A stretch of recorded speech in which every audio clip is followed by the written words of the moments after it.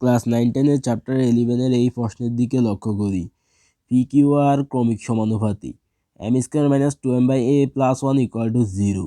সরল করো 3x inverse 1 plus 2y inverse 1 whole to the power inverse 1।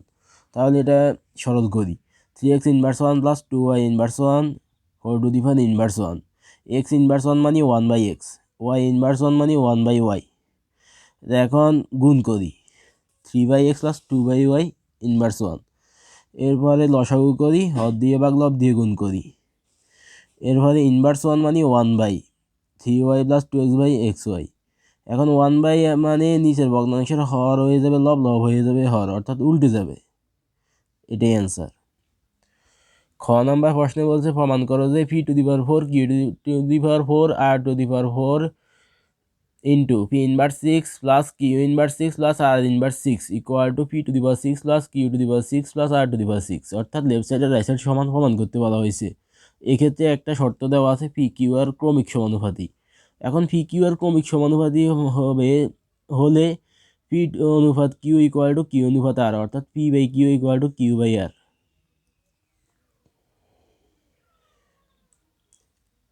Q R এইভাবে গুণ, তাহলে Q square equal to P R. এখন left side p⁴ q⁴ r⁴ into p inverse 6 plus q inverse 6 plus r inverse 6।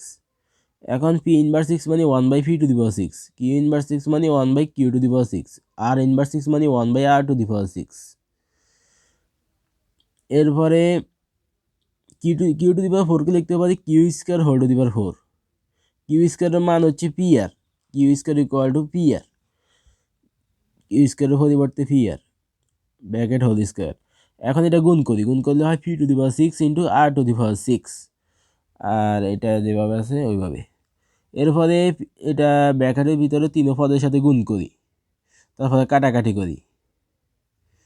এরপরে p⁶ r⁴ লিখতে পারি P R whole to the power 6। P R মানে হলো q², P R equal to q²,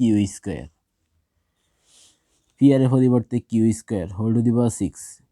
পাওয়ার উপর পাওয়ার, তাহলে গুণ হবে q⁴ এখন ভাগ হবে, ভাগ করলে q⁶, তার মানে p⁶ plus q⁶ plus r⁴।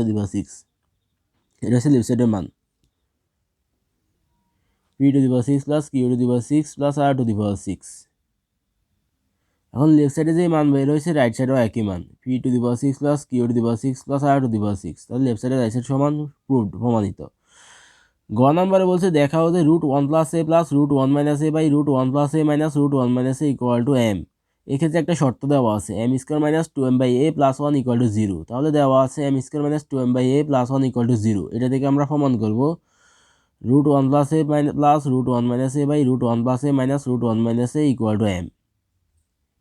তাহলে দেওয়া আছে দি লিখি শর্তটা।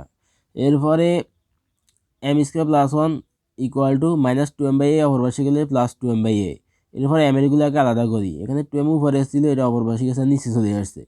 এরপরে উভয় পক্ষে যোজন বিয়োজন করি, তারপরে সাজিয়ে লিখি m² প্লাস 2m প্লাস 1 মানে হলো m প্লাস 1 হোল স্কোয়ার, আর m² মাইনাস 2m প্লাস 1 মানে হলো m মাইনাস 1 হোল স্কোয়ার।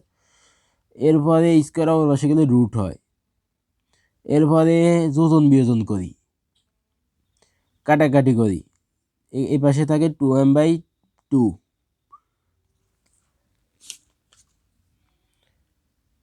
2 কাটা যায়, তাহলে m equal to √1 + a plus √1 - a by √1 + a minus √1 - a, অর্থাৎ √1 + a plus √1 - a by √1 + a minus √1 - a equal to m। Should দেখানো হলো। এভাবে করে আমরা সৃজনশীল প্রশ্নটা সমাধান করলাম। আজ এই পর্যন্ত। সবাই নিয়মিত ক্লাসগুলো দেখবে। আল্লাহ হাফেজ।